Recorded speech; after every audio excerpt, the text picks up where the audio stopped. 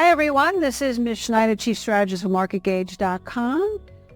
It is Monday and an interesting week because we have a holiday in the middle of the week, which is unusual. It's Juneteenth. So a lot of Fed speak coming up and then this holiday. So we kind of feel like the summer doldrums are here, but underneath the surface, not so dull. So that's what I want to talk about. There's a bifurcation in the market that is actually historical. If we're looking here at the chart of the small caps, let's start with that. As we know, NVIDIA and a lot of the other tech stocks, and of course NASDAQ itself, and even the SPY, have done extraordinarily well. But there are so many other pockets that are struggling. And in 1995 to 2000, the IWM, or the small caps, which granddaddy of the modern family, underperformed growth stocks. And we know what happened in 2000. We had the dot-com bubble. Now, certainly we're not saying that we're looking at a dot-com bubble, but I think the takeaway is that that ratio between growth and small caps that is so wide right now is probably at some point unsustainable. And of course, really what we're seeing affecting the small caps, of course, is the interest rates, the higher for longer, with no real sign yet of those rates coming down, even though the long bonds have risen in that the yields have fallen. That's more by the nature of the free market and not any kind of change in Fed policy. So if we're looking at this chart here, you have to keep an eye on a couple of things. In the last 8 years, small caps have only outperformed growth stocks once. So it's not like the worst thing in the world. We've seen rallies, obviously, even without this being in any kind of leadership. But we also know it can be an anchor, and that's going to be our theme today. In the Gordian knot that I talked about last week, who reigns the kingdom? Who unties the knot? Is it going to be the heaviness of some of these inside sectors we're going to talk about? Or is it going to be they hold and the NASDAQ comes down? We don't know. We really don't know. But if you look at this chart, we're in the middle of the range between what we saw as our April low and our May high. We are obviously below the 50-day moving average, which is blue. We are below the 6-month calendar range high, which is the horizontal green line. And what's interesting about that is that it resets in July, and we'll talk more about that in the future. And if we move down a little bit and you see the leadership, you can see this is how it's been performing against the SPY. Actually, once it breaks down under that Bollinger Band, it's oversold. So that's probably the best thing we've got going for it right now. And then in terms of the momentum, we can see the momentum is still in a bearish divergence because the momentum dots are under the green line, which is the 200, while the price is still above. So at this point, I think we can safely say that if we cannot bust a rally and get over 202, and that's the number I would be looking for, we can see it move down to 192 and reevaluate. But of course, the key is going to be, what does that mean for the growth stocks? Because that's where everything is so heavily saturated and overbought. Now, if we move to the IYT chart, also super important, this is transportation, like good old Dow theory. Old-fashioned, but still sticks. And this, if you look at it, number one, obviously it is in a negative phase, what we call a distribution phase, because the 50 is still above the 200. But if you see that horizontal red line, that's the 6-month calendar range low. And right now, transportation is trading below that, but not quite down to the May lows yet.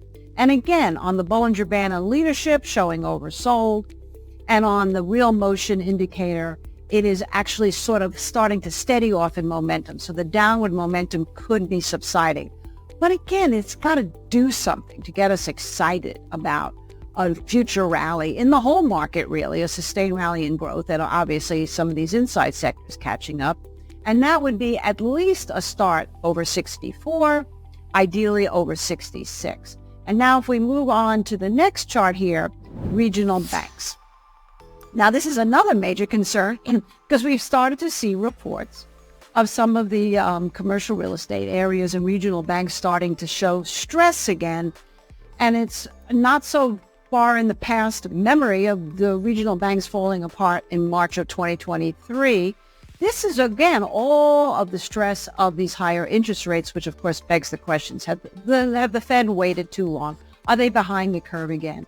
But what's so interesting is if you go back to the February lows and you go back to the April lows and you go back now to the June lows, you can see how key this 45.50 level is. So there you go. That makes it pretty simple. We break down under 45.50 in addition to what we just said about transportation and the small caps.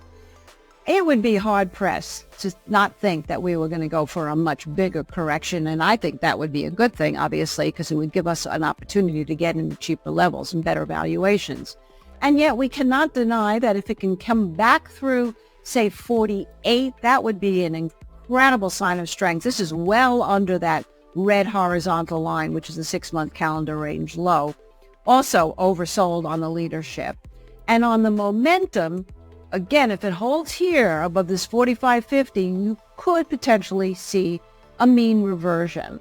Now, the last thing I want to talk about is retail, because we do have the consumer confidence numbers coming out. There's been a story that came out actually today that consumers are still actually bullish in the stock market, which is interesting, but we know that they're feeling the pinch of inflation. And even though some numbers have come down, that's more of a disinflation, not deflation. It just means they've come down prices from the high, but still very, very high compared to where it was pre-COVID. This chart of everything I just showed you, though, looks the best, right? So we've got to keep our eyes here on the consumer. And that is really the most hopeful sign of the market. You can see it's holding the 50-day moving average as we speak. It is above the 6-month calendar range high, so that's in a positive trend. It'll also look at the leadership against the SPY. It's starting to look a little bit oversold. And the momentum, slight bearish divergence. The momentum is under the 50-day moving average, but not by very much. So I think this is really what you have to watch. So what I did for fun is I looked at the top 5 holdings of XRT. I mean, obviously you can go in and take a look at this, and I would really want to see this clear 76 before I would say, low risk buy. But GameStop, Abercrombie & Fitch, The Gap, Warby, and Boot Barn are the top 5 holdings. And when I looked at all the charts, of course, GameStop is GameStop, and that's a whole other story we're not going to get into now. But the others are all kind of like interesting charts, but not compelling. I thought Boot Barn, B-O-O-T, which I didn't bring a chart of, but you can have a look at, might be the most interesting of those top 5. So again, you know, we're going into summer. Before you know it, we're going to be going to back to school type of shopping. Keep your eyes here as a sign of strength. And then the ones I showed you before, really keep your eyes on the regional banks as one that could be a real anchor to the rest of the market. And that's kind of where we're at in the summer doldrums. Thank you so much for watching. Y'all have a great day, and bye.